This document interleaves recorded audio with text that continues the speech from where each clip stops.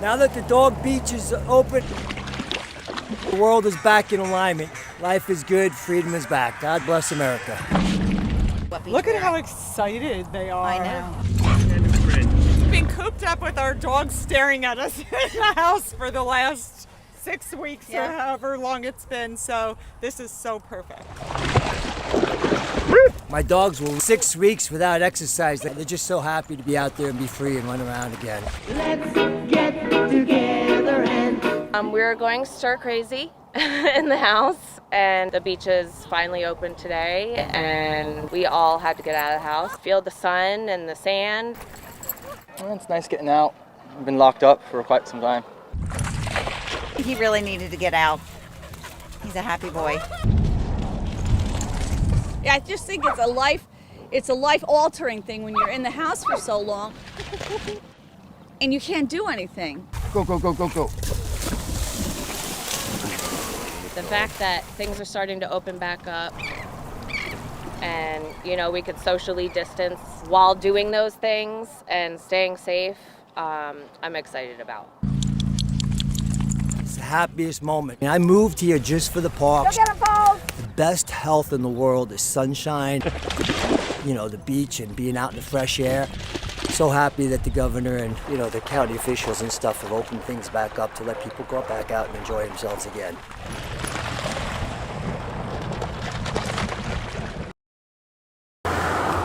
US 41 in Fort Myers. During the day, it's business as usual. But when the sun goes down, business of a different kind comes to light. 41 is a stroll, but back here is where you will find a lot of action. This is going deep into the trenches right here. Ramona Miller has been an advocate for human trafficking victims since before most of us were aware of the buzz term. We rode along with her one night through what she calls the trenches. We have the WWE that will be happening in Tampa, and then we also have the Super Bowl that will be occurring in Miami. And with those two things occurring, and we're right here in the middle, it puts us strategically in a place to where we will be seeing new faces. On this night, Ramona runs into a familiar face. How did you become free from your trafficker? Arrested. I got arrested. You got arrested? I got arrested. When was this? How old were you? Well, like I said, I've been in the dope game since I was 11 years old. I got first introduced to drugs. When I first got trafficked, I was like 25. It was right after my father had killed himself. She says the people who were supposed to be her friend abandoned her. So somebody treat my weakness. And, come here, I'll help you. I'll put a roof over your head. I'll make sure you have food in your stomach. You made sure I got high to the point where I depended on you. And then as she, grew, she ended up losing both parents. What do you do when you have no one in the world? You have that void. Something that traffickers pick up on and take advantage of. The first time I was trafficked, I was 13 years old, and I was trafficked by my family. The second time I was trafficked, I was 18 years old, and it was also by family through coercion. Tori Lynn is a survivor after being trafficked in Pinellas County. When she was 18, she says she was allowed to go to a house in Fort Myers. I was allowed to stay there, to have a roof over my head, and I didn't know Fort Myers. So basically, it can happen, human trafficking can happen anywhere. However, for those that I serve, it's usually in this area. This is part of the stretch referred to as the stroll. And in my few hours out here, I've noticed some of the same faces walking around. I tried to talk to some of them as a journalist and see if they would share their story with me. Each exchange brief but awkward. What stands out the most is that these women seemed more at ease making a sexual exchange than having a conversation with me. This is the stroll. And that is because this is where the girls stroll.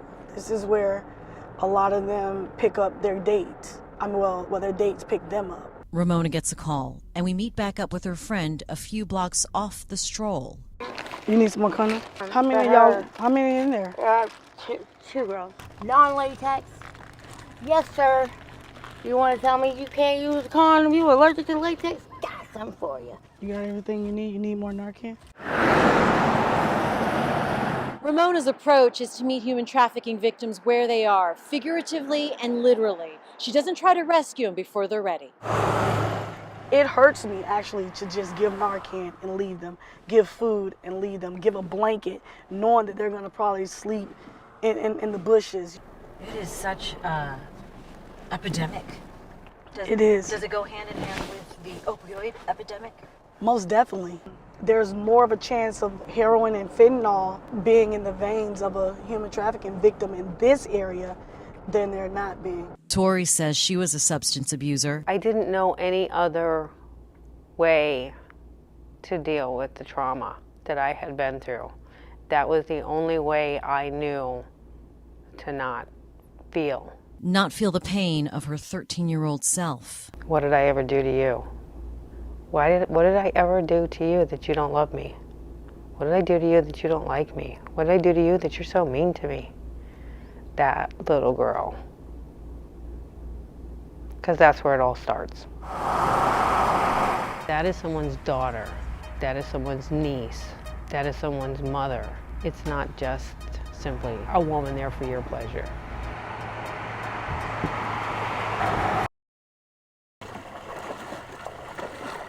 You have a situation like this where the island has been slowly eroding. We want to try and restore the habitat to make it more resilient for the future. It's the future of Hemp Island that makes these heavy buckets feel a little lighter. Eric Milbrandt and the rest of his team from the Sanibel Captiva Conservation Foundation know it will be years before they see results, but that doesn't stop them. You can put it in front of it. Okay. The team is strategically placing these oyster shells around the island so other oysters will attach to them and pile up. Milbrandt says each oyster will filter up to 50 gallons of water each day, creating a chain reaction for the rest of the local habitat. But also, the oyster reefs will then protect any mangrove propagules or other seedlings that start to grow in this area. And eventually, we really want to have the whole island be canopied once again. Besides the heavy lifting, this project has quite a few obstacles. This particular island presents some new challenges. The remoteness of the location is one of the biggest challenges. Another obstacle, collecting all of these clean shells. That's where George Halper with the Florida Fishery Foundation comes in. That's the sound of 1,000 gallons of oyster shells collected by George and his team. In fact, you may have had your hands on these shells at one point. They start here at restaurants like Lobster Lady and the Lazy Flamingo, and your oysters end up here. And bucket by bucket, we're putting them right back into the water. We loaded up about 175 buckets on our little boat, each one hand-delivered to Milbrandt and his team. We're working as a team with them on this. This is the first of many, many islands and oyster bars throughout Pine Island Sound and Charlotte Harbor that we're going to be doing. Halper took me on a tour around the island after all of our work was done. Unfortunately, as a retired boat captain, he says the changes to our waterways are blatantly obvious. We're out here at Hemp Key. It's right now about 4 acres, and before Charlie and Irma, it was about 7 acres. He says it's more than just hurricanes. It's freshwater intrusion and red tide blooms that are diminishing our water quality and wiping out marine life. Halper says all of their hard work isn't just for the people who visit Hemp Island. It's for better fishing, leading to better tourism business. And as a single dad, it's for his family too. I don't want them on the computers. I want them out there with their families, enjoying the outdoors. And if the water's clean and the fishing's better, families will be together. A Major League Baseball career marked by so many highs, ending Former charges are now being brought against a Red Sox player after 2 devastating lows right here in Southwest Florida. Tonight, we are learning Sox pitcher Bobby Jenks will face charges of leaving the scene and reckless driving. I was probably up to 60+ bills a day, and that's probably some days on the low side. At that point, I was full full on addicted to the painkillers. Headlines capturing the first of those incidents after former Red Sox player Bobby Jenks was arrested by the Lee County Sheriff's Office on DUI charges in March of 2012. The arrest report shows that Jenks was pulled over on Colonial Boulevard while hopped up on muscle relaxers. He was down in Fort Myers spring training with the Sox at the time. Bobby, when did you hit bottom? Fox 4's Jane Monreal sat down to talk with Jenks about the incident and learned that there was a second one that happened shortly after that most don't know about. I had another blackout. I had taken so many pills one night with mixing Ambien along with them, and I blacked out, and I woke up in my neighbor's car and with the police and the ambulance, the paramedics around me. Jenks was released from the Red Sox roster following those two incidents and later checked into rehab to deal with his pill addiction. But to understand how he got there, we have to take you back to 2011 when he was pitching for the White Sox in a game against the Yankees. One day in New York, I just, an undescribable pain after one pitch that it really just crumbled me. Jenks says his pill habit started right after that injury to his back. After many doctor's visits, it was decided that surgery would be Bobby's best bet. The procedure was scheduled to happen at Massachusetts General Hospital at the end of the 2011 season, and by all accounts, it went well. Bobby spent some time recovering in Boston and then flew home to Arizona. After I got home, a few days later, I sitting on my couch recovering, and what felt like a glass of water being dumped on my back turned out to be the bottom of my incision opening up and blowing out about 1/4 of an inch at the bottom, spewing out spinal fluid. He was rushed into emergency surgery. According to Jenks, the surgeon that performed this operation says a mistake from his first surgery caused a tear in the sac around his spine. That's what led to the spinal leakage and ultimately caused an infection that nearly took my life. Jenks says after digging more into what went wrong that first time around, Jenks learned that doctor had been practicing something called concurrent surgeries. According to the American College of Surgeons, concurrent surgeries are basically when your doctor is operating on more than one person at the same time. According to their website, they say that operating on 2 patients in 2 different operating rooms at the same time is inappropriate. We found out what the hospital in Massachusetts is practicing, which which directly led into my surgery going wrong. We wanted to find out if concurrent surgeries were happening here in Southwest Florida, so we made some phone calls, starting with Lee Health. But they tell me they don't happen here. Fox 4 also reached out to NCH, Tampa General, and Jackson Memorial in Miami. NCH says they don't practice concurrent surgeries, but they do practice overlapping surgeries. It means that the surgeon's next patient is being prepped while they're still wrapping up another procedure.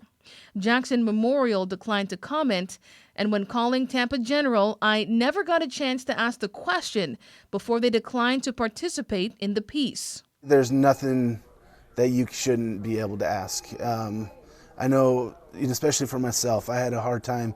A lot of it was ego. Jenks says when scheduling a procedure, patients should be made aware of whether or not their doctor practices concurrent surgeries. It's a question he says he wished he'd asked before going under the knife.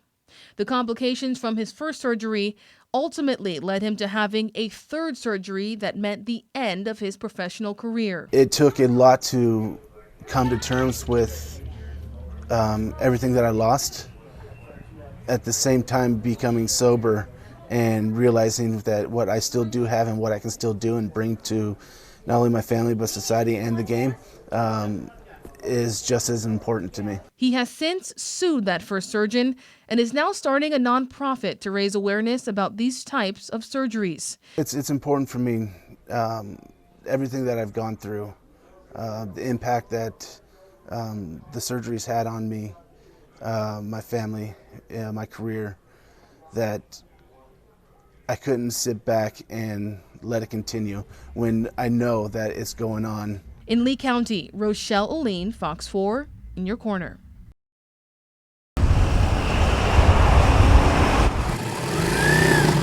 My title is a tailor. That's my trade. I learned this, started to learn it since I was about 12 years old. I went as an apprentice. I did that for 4 years before I came in the United States. That was in 1963. Over here, normally, like I do like a hem pair of pants, like a hem shirt, fixed dresses, like a gown, ladies' gowns, prom dresses. I do anything that has to do with sewing. I'm pretty handy with it. Sometimes I have 3, 4 people over here to talk and goes, oh yeah, you know them, you know that. It feels like the show, the cheer, like what was it? This is the place where the people meet. I've been doing pretty good till now. What's it like now? How's it changed? Right now? Oh boy, no, right now like it's like a desert. I'm close for the public customers. I do not want somebody coming here sick. I don't want to spread the disease. A doctor lady, she called my wife, she said, is Tony's interested in making masks? And I said, listen, right now, anything has to do with sewing, I'll do it. I think I bet about 400 or 500 for her, and I'm making them. I make masks. Doctor, nurses, people in nursing home. She gives all to her workers, the lady doctor. And I'm worried. I have a lot of grandkids. I have 8 grandkids. And I like to enjoy them for the rest of whatever God that gives me life. I like to do that till I can. But then I had an opportunity to do something for society, I would say. And I love it. I love it.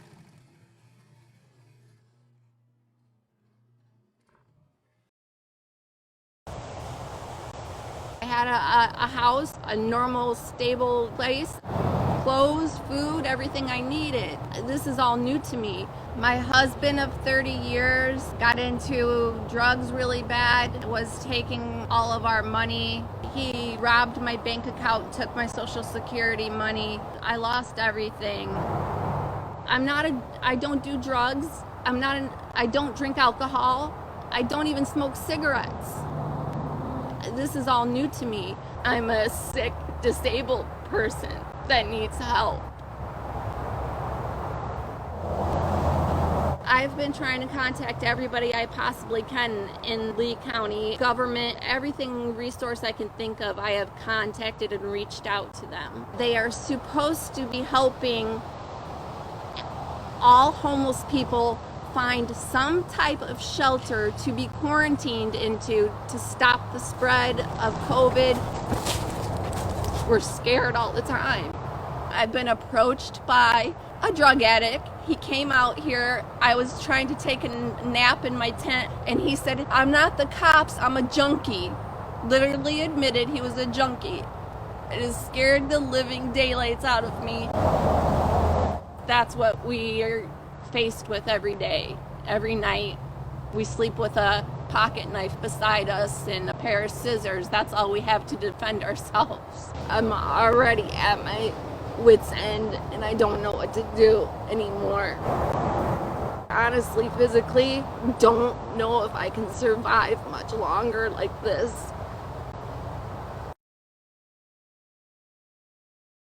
Who's part of the 7 o'clock gathering. This is mixed in with the group that we saw at FMPD covering a protest during the middle of a pandemic. Can you imagine? If you're raising a child, you should stand. Black, white, purple, or orange. White silence is white consent. That's it. Don't shoot. Don't shoot. Don't shoot. I can't breathe. I've had enough. I've had enough of this open season on black men. We're on the move once again, leaving Fort Myers Police Department. It was hundreds of people there caught up, but there is a separate march.